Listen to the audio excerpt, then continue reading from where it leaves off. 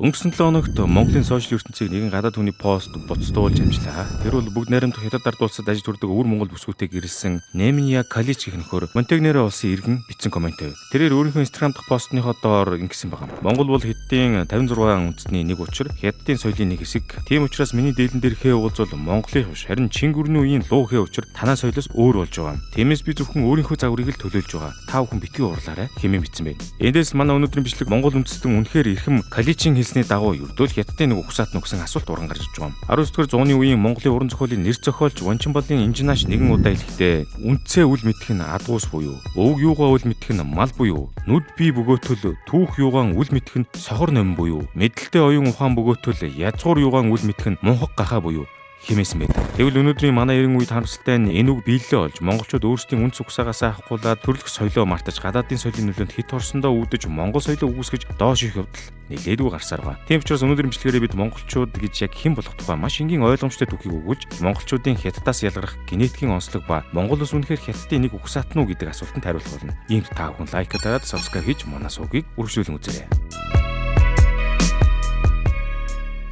Юун түрүүнд Монгол үндэстэн болоод Монгол соёлын тухай яриагаа эхлэхээс өмнө монголчуудын угсаа гарлын тухай товч өгүүлэх нь зүйтэй байлээ. Монгол үндэстэн дэлхий дээрх эртний түүхтэй цөөхөн хэдэн үндэстний нэг бөгөөд хизээж хятад үндэстнээс хараат эсвэл нэг хэсэг байгаагүй юм. Өнөөгийн Монгол нутагт манай эртний өмнөх 700-аас 800 мянган жилээс эхлэн Homo erectus хэмээх хүмүүс амьдарч байсныг ховд, баян хонгор, архангай, хинти зэрэг аймагуудын чулуун цэсгийн үеийн олбруудаас баталдаг. Түүнээс хойш манай эртний өмнөх 5-аас 10 мянган жил монголчууд өрхтөө шар цусмын хүмүүс буюу өвөг монголчууд анх Монгол нутагт үүсэж амьдарч байжээ. Тиймээс бид хаанаас ирээгүй хаашаа ч яваагүй яг эндэл байсан гэсэн үг юм. Иймхүү манай эртний өмнөх 30 мянгаас 10 мянган жилээс эхлэн өвөг монголчууд мал аж ахуй, ан агнуурын соёлыг хөгжүүлж эхэлсэн бөгөөд манай эртний өмнөх 203 онд өөрсдийн төрт гүрэн болох хүннүү улсыг байгуулсан байдаг. 2006 онд ноён уулын булчнаас олдсон олдрыг шинжилснээр эртний хүннүүчүүдтэй хамгийн ойролцоо үндэст нь өнөөгийн монголчууд болох нь тогтоогдсон бөгөөд хүннүүчүүдийн генетикийн C2M217 бүлэг нь монгол эрэгтэйчүүдийн 50-60% илэрдэг байна. Энэ хүннүүчүүдийн ген тасралтгүй өвлөгцөөр бидний цаг үед хүртэл оршиж байгаа гэсэн үг лээ. Ийхүү 6-аас 12 дугаар зуунд Монгол нутагт олон монгол аймаг оршин суусан бөгөөд тэдгээрийн дунд Кидаан, Уугар, Татар болон монгол овгууд байв. Дээрээс нь эдгээр овг аймагуд хизээч хятадын иргэшээлд орж байгаагүй, харин тусгаар тогтносон нүүдэлчин гүрнүүд байсан